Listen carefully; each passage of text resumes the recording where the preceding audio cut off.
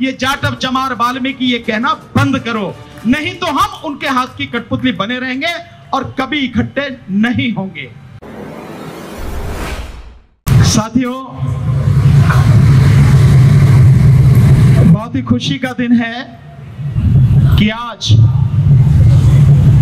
हम बोधिसत्व बाबा साहब डॉक्टर अंबेडकर का 131वां जन्मदिन मना रहे हैं। और आज 1 मई भी है, मजदूर दिवस। पूरी दुनिया में मजदूरों का यह दिवस है। और एक बार नारा लगा था कि इस दुनिया के मजदूर एक हो जाओ। वो नारा उस समय भी बड़ा सार्थक था, और अगर आज देखें तो आज भी बहुत ही वो नारा सार्थक है। कौन नहीं है मजदूर? जो मजदूरी कर रहा है, जो मेहनत कर रहा है, जो काम कर रहा है, वो मजदूर है। अगर इसको दूसरे शब्दों में देखें, दूसरे तरीके से देखें, तो जो भी नौकरी कर रहा है, चाहे प्राइवेट क्षेत्र में कर रहा हो और चाहे सरकारी नौकर हो, अधिकारी कर्मचारी हो, सभी तो मजदूर हैं। और इन्हीं मजदूरों के लिए बाबा साहब डॉक्टर अंबेडकर ने, जब देश आजाद भी नहीं हुआ था और बाबा साहब डॉक्टर अंबेडकर ब्रिटिश शासन में गवर्नर जनरल की काउंसिल के लेबर मेंबर थे, आप कह सकते हैं कि लेबर मिनिस्टर थे 1946 तक। उस समय मजदूरों के लिए बहुत काम किए। आज तो इतवार भी है, संडे जिसे बोलते हैं, छुट्टी का दिन है। ये छुट्टी, आदमी काम करता है पूरे हफ्ते, सोमवार, मंगलवार, बुधवार, बृहस्पतिवार, शुक्रवार, शनिवार। फिर उसे एक शनिवार को खुशी होती, कल छुट्टी है, इतवार है, कल तो यार आराम करूंगा, थोड़ी लेट उठूंगा, घर के कुछ और काम निपटाऊंगा। ये छुट्टी का दिन, हफ्ते में एक दिन छुट्टी मिले मजदूरों को, किसने दिया? बाबा साहब डॉक्टर अंबेडकर ने। आदमी आदमी ही है ना, इंसान ही है ना। वो मशीन की तरह 24 घंटे काम करे, ये हरगिज संभव नहीं है। इसलिए सबकी तरह हर मजदूर को, चाहे छोटा हो चाहे बड़ा हो, उसे इंसान की तरह जीने का हक है। और इस हक को सबसे पहले दिलवाया बाबा साहब डॉक्टर भीमराव अंबेडकर जी ने। केवल इतना ही नहीं, मजदूर को दिन में कितने घंटे काम करना है, यह भी निश्चित किया बाबा साहब डॉक्टर अंबेडकर ने। हालांकि आज की तारीख में तो बड़ा अजीब हो गया है, सरकार 12 घंटे काम कराने की सोच रही है। और प्राइवेट क्षेत्र में तो है ही कि मजदूर से 8 घंटे नहीं, 12 घंटे काम लिया जाए और उसे मात्र 8 घंटे की ही वेतन दी जाए। लेकिन उस समय, जिस समय देश आजाद भी नहीं हुआ, बाबा साहब डॉक्टर अंबेडकर ने कहा कि नहीं, मजदूर भी इंसान है, उसको भी पूरा सम्मान होना चाहिए और उससे भी उतना ही काम लिया जाए जितना बाकी और लोग करते हैं। इसलिए मजदूर को केवल दिन में 8 घंटे काम करना पड़े, यह नियम भी बाबा साहब डॉक्टर अंबेडकर ने ही बनाया। इतनी बड़ी सोच थी, इतने आगे तक सोचकर बाबा साहब ने काम किया। और ये उस समय की, फिर बतौराता हूं, देश आजाद भी नहीं हुआ था। मजदूरों का इंश्योरेंस हो, यह भी बाबा साहब ने किया। मजदूरों को मेडिकल फैसिलिटी मिले, यह भी बाबा साहब ने किया। मजदूर अपना संगठन बनाए, संघ बनाए, यूनियन बनाए, रजिस्टर हो और उस यूनियन को मान्यता मिले, यह भी बाबा साहब ने किया। अपने हक के लिए हड़ताल करने का उन्हें अधिकार हो, विरोध करने का अधिकार हो, यह भी बाबा साहब ने किया। लेकिन अगर आज देखें, हमारे पीछे पुलिस के साथी बैठे हैं, इनकी तो 24 घंटे की ड्यूटी रहती है। इंसान तो ये भी हैं, इन्हें भी 8 घंटे कम से कम काम करना होना चाहिए। 8 घंटे के बाद ये भी अपने घर जाएं, अपने परिवार से मिलें, पर फिर भी आज तक भी देश आजाद हो गया और देश आजाद होने के 75 साल बाद भी इन्हें 24 घंटे की ड्यूटी करनी पड़ती है, तनख्वाह 8 घंटे की मिलती है। लेकिन किसी ने सोचा नहीं, बाबा साहब ने उस समय सोचा था। बाबा साहब के विषय में जितना कहा जाए उतना कम है, पर मैं आपको बहुत छोटी सी बात, एक थोड़ी सी बात कहकर, क्योंकि आदरणीय राकेश टिकैत साहब को आगे जाना है और अभी तक वो बैठे हैं हमारे साथ में, हमारे बीच में हैं, हम सबके लिए बड़ी खुशी की बात है, बड़े गौरव की बात है।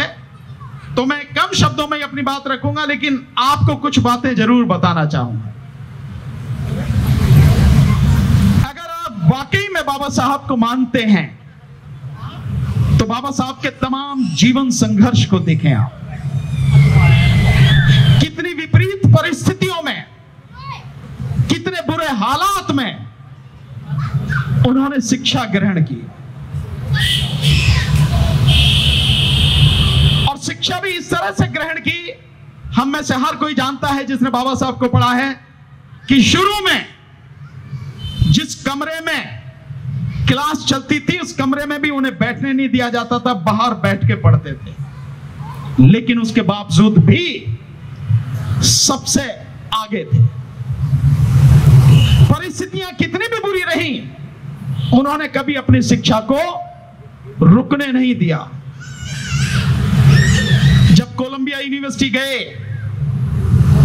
महाराजा बड़ौदा के सहयोग से, उसके बाद में फिर यहां आए और उसके बाद में फिर जाना पड़ा पीएचडी करने के लिए, फिर इंग्लैंड गए।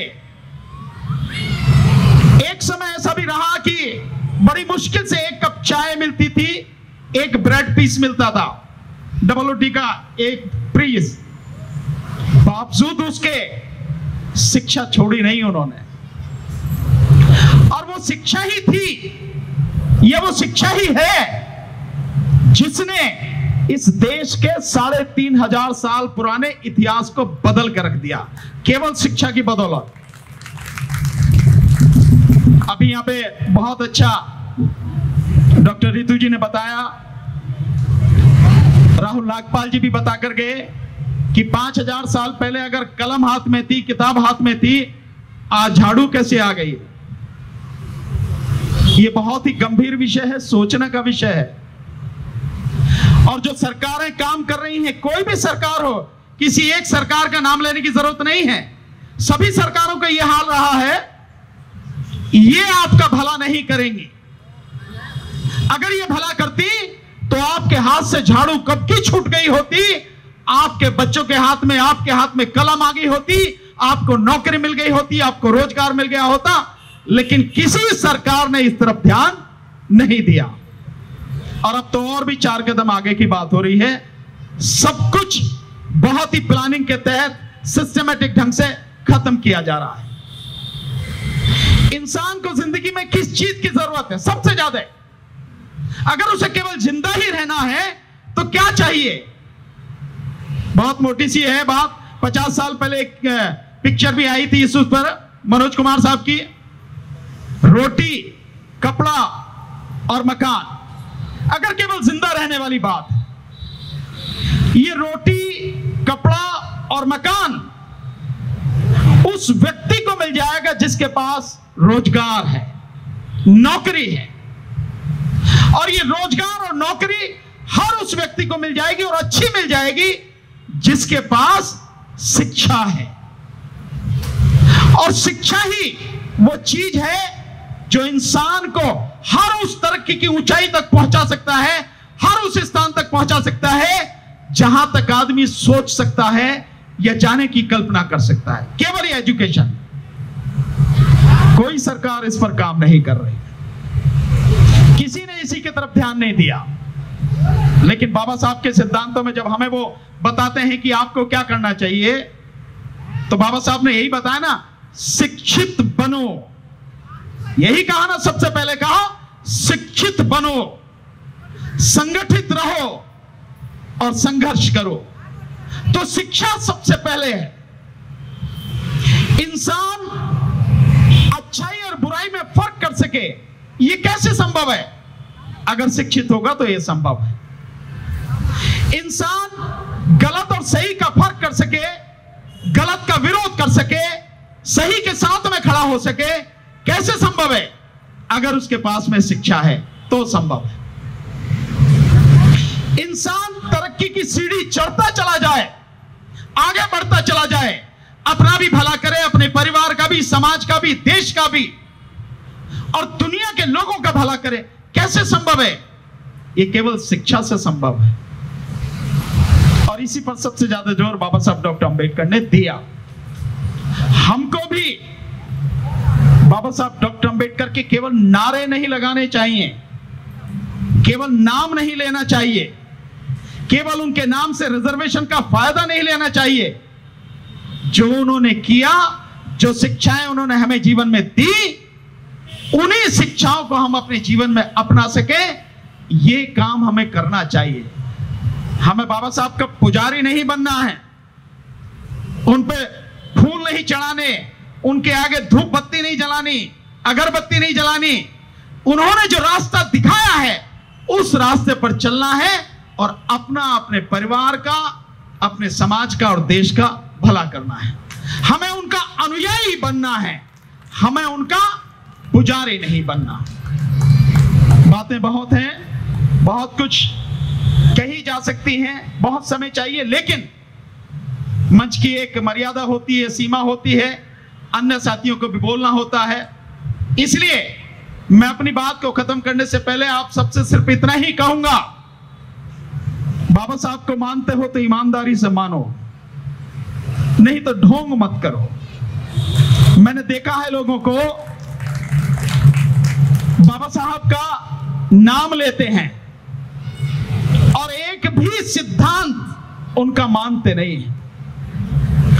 मैं एक सगाई में था, रिश्तेदारी में थी, मजबूरन जाना पड़ा। उस सगाई में बहुत मोटी रकम बेटे वालों ने मांगी, बेटी वालों ने दी। मैं रकम नहीं बता सकता आपको, पर बहुत मोटी रकम थी। और मेरे से आके वो सज्जन कह रहे, सर आप बहुत बढ़िया, आप आए, मेरे पैर छुए और कह रहे आपके आने से बड़ा अच्छा लगा। बे काहे क्या अच्छा लगा मेरे आने से? अगर मेरे से यही नहीं समझ पाए, या बाबा साहब का नाम लेते हो तुम यही नहीं समझ पाए कि तुम अपने आप को इस बाजार में मंडी के रूप में, एक क्या कहें, एक चीज के रूप में अपने आप को बेच रहे हो, तुम इंसान ही हो क्या जो अपने आप को बेच रहे हो? और एक वो जो खरीद रहा है।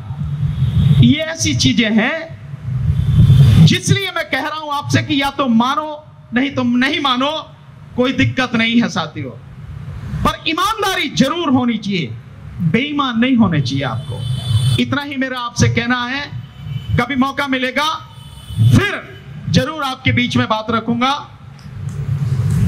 आप बहुत ध्यान से मेरी बात आपने सुनी।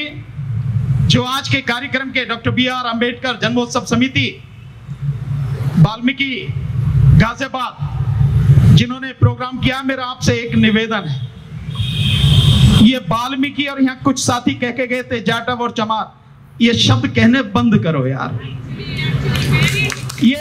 ये सारी चीजें, इसका मतलब ये है कि जिन्होंने हमें टुकड़ों में बांटा, आज उनके बनाए उन टुकड़ों को सच मानकर हम आज भी उसी में जी रहे हैं। और जो बाबा साहब ने और मान्यवर साहब काशीराम जी और हमारे महापुरुषों ने कहा कि तुम बहुजन हो, हम अभी तक भी बहुजन नहीं बने हैं। तो बहुजन शब्द इस्तेमाल करो, ये जाटव चमार वाल्मीकि ये कहना बंद करो, नहीं तो हम उनके हाथ की कठपुतली बने रहेंगे और कभी इकट्ठे नहीं होंगे।